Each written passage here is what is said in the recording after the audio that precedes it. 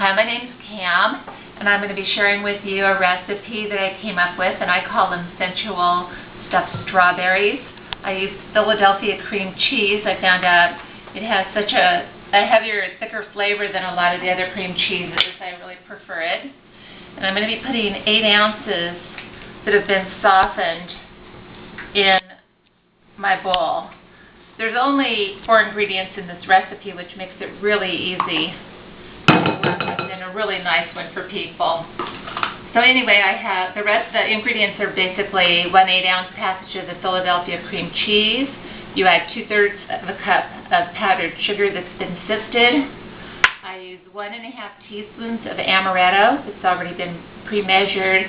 If you're making it for children, however, I would use 1.5 teaspoons of almond extract instead. You want to use a hand mixer and just start off on low. It takes just a few minutes. Simple.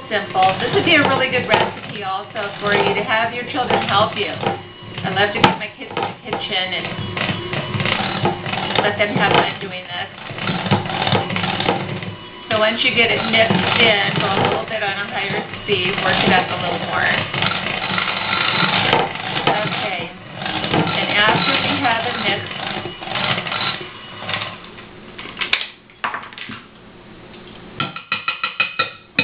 shake up every bit here. And then I have a piping bag that I already have fitted with a tip. Now I have a tip that has a pretty wide opening on it. Has kind of like a star tip with a little hole in the middle. The bigger tip, I found out, works a lot nicer to get into your strawberries, especially if you have some nice big ones like this one here.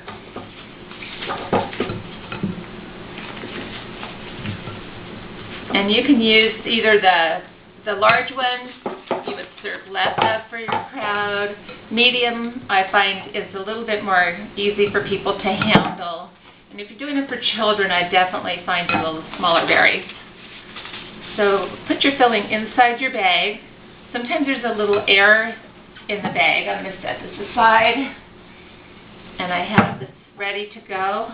With the strawberries, to cut your strawberry, you want to take your strawberry, hold it at an angle, get a very sharp knife, and go down about 2/3 of the way.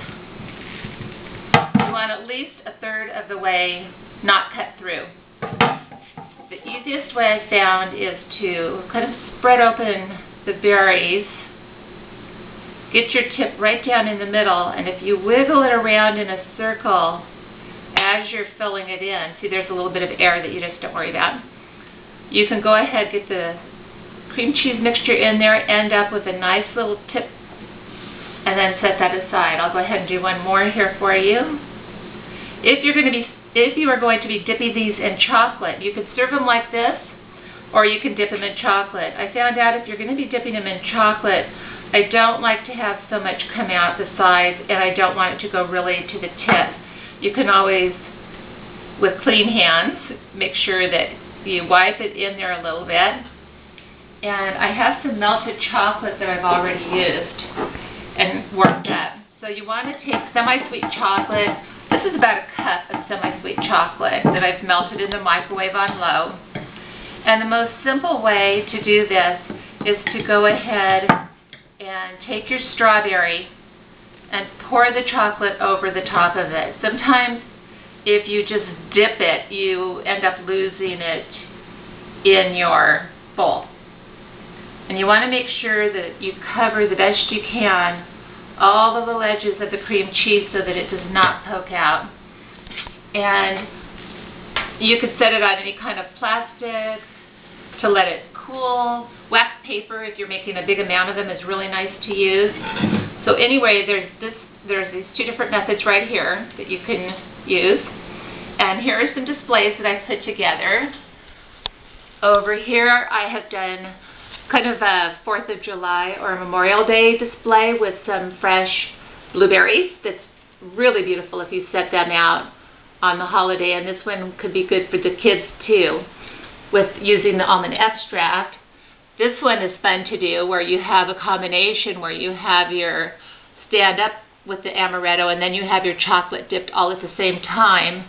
And then over here for something really simple, you can just go ahead and have just a plain strawberry chocolate dip with a nice little mint garnish.